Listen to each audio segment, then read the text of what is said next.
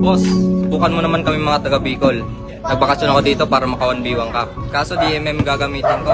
Gagamitin mo, boss? Yun lang kasi alam ko eh. Yin? Oo. Patingin ako. Gagi, top global yin. Lugi MM dito, boss. Takot ka ba?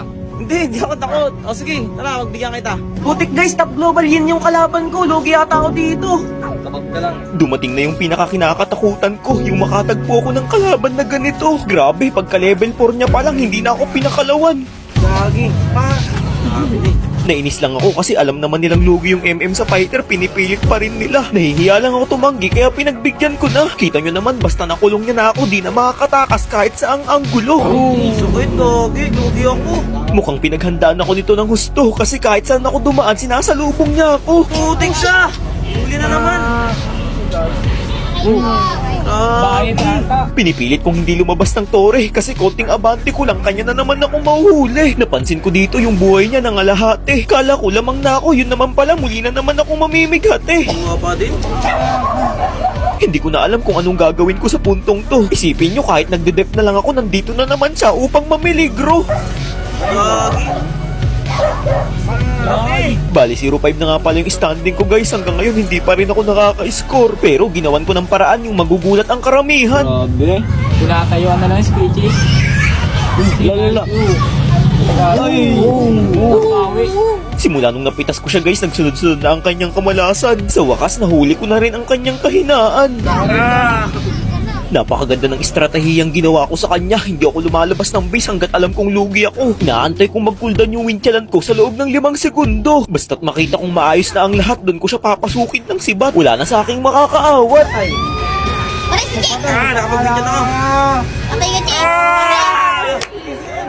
Basta naka full item ako guys, kahit sinong hero pa yan, wala nang maipapalag sa akin. Magmakaawa man, hindi ko napapansinin. Krinil ko na nga pala yung mga minions dito sa mid, tsaka ako inihanda yung build ko. Kapag ganito kasing sitwasyon, aminadong ako'y kabado. Upang makaiwas lang sa kahit anong dilubyo, tinulak ko na lang siya papalayo. Sinadya kong pindutin yung winchalan ko dito guys, para isipin niya wala na akong gagamitin mamaya. Pinaltan ko ng immortality pansamantala. Sobrang hirap talaga kalaban kapag hindi marksman. Mga minions niya na lang ang aking babawian. Sa pagkakataong ito, madaling-madali na ako pauwi kasi baka tapusin niya na. Alam kong may gagawin tong hindi maganda kaya labis akong naghanda. Kung mapapansin nyo guys, yung mga minions ko sa bot lane tsaka top lane ay sobrang nape-pressure siya. Ang malaki niyang pagkakamali, gustong gusto niya nang i-end kahit hindi pa kaya. Oo, lugi ako sa mga minions niya sa mid lane pero hindi yun hadlang sa akin. Makahanap lang ako ng perfect timing, ang laban na to ay kaya kong bariktalin. Napakalupit ng naisip niya dito guys, inipon niya yung mga papalabas kong creeps para hindi siya mahirapan dumipensa. Tinatamad siguro siya umuwi kaya ganyan ang kanyang ginawa. Pero para sa akin hindi yan uubra. Kita nyo naman yung mga minions ko sa top lane, papasok na sa base niya. Pagmasdan nyo siyang maigi nang kanyang makita, labis siyang nataranta. Sinamantala ko yung pagkakataon na yun para hindi siya pauwiin. Habang nagre-recall siya, nagawa kong pailawin. Bali nagta-tower lock na yung mga minions ko dyan guys, kaya naglakas na ako ng loob para pasukin siya. Mapipitas ko na sana siya kaso ganito ang nangyari.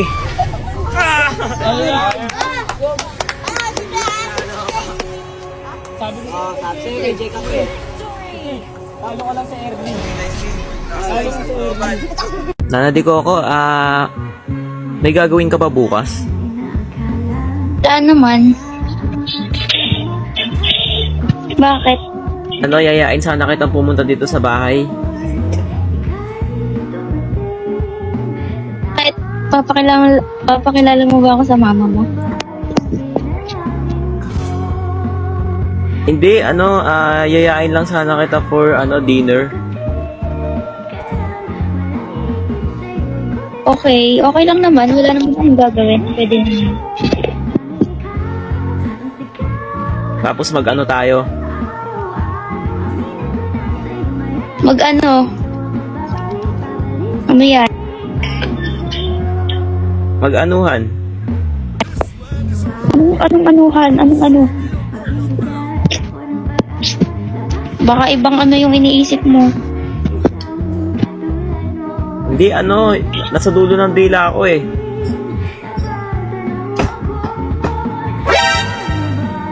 Patay, anong gagamitin na natin ko ako guys? Naban yung Angela, naban yung Florin, naban yung Rafaela, naban yung Diggy, naban yung Estes. Wala nang gagamitin si Nana de Coco. Alam ko na, may naisip na ako. Room Nana. Ako bahala, Room Nana ka. Nana? Sige. Sabi mo yan na, ikaw bala sa akin ah.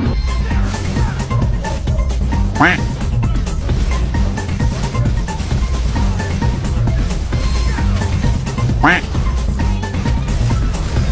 anong ginagawa nyo? Ako ba? Ako ba gusto nyo?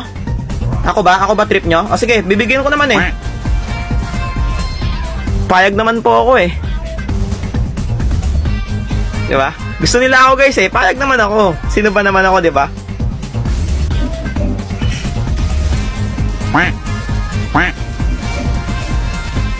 Sige! Sige! O, ito ako. Hello? Hello, Bea? One hit ka lang, no? Ito pa, oh. Oh. Sige, binugaw ko na. Lord lang kayo dyan. Magugulat yung mga yan, guys. Pasukin ko, ah. Oh, ito na ulit ako.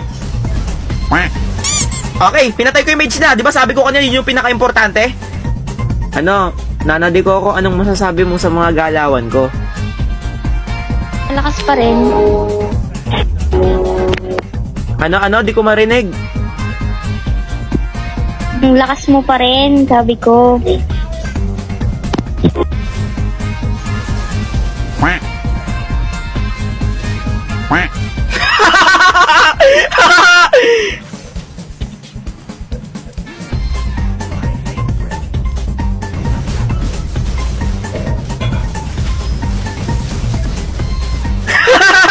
Ito ba?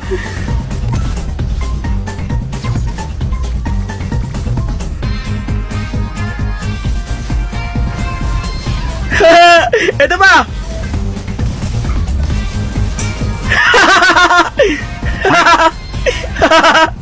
Ito ba? Ito ba? Oh, ito pa. Oh, babalik to, babalik to. Oh.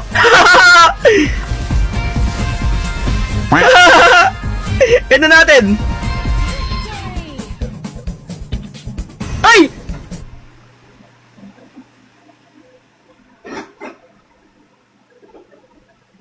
Okay na guys ha, Chu versus Moskov. Ano, kinabahan ka na ba, pre?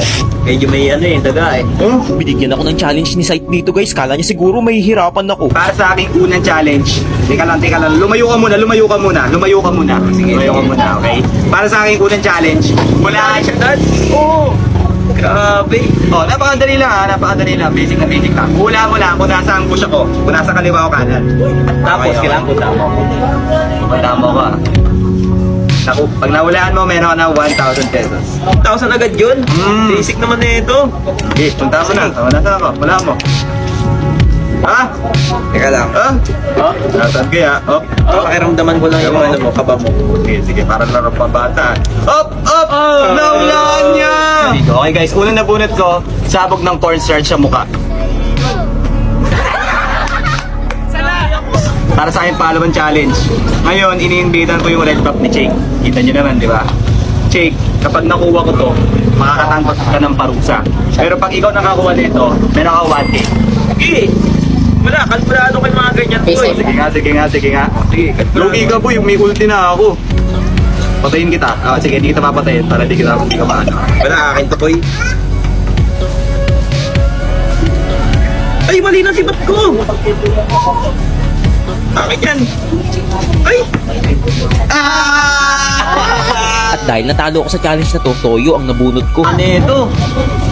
Shot blast pero toyo yung ininom. Pak! Sarap!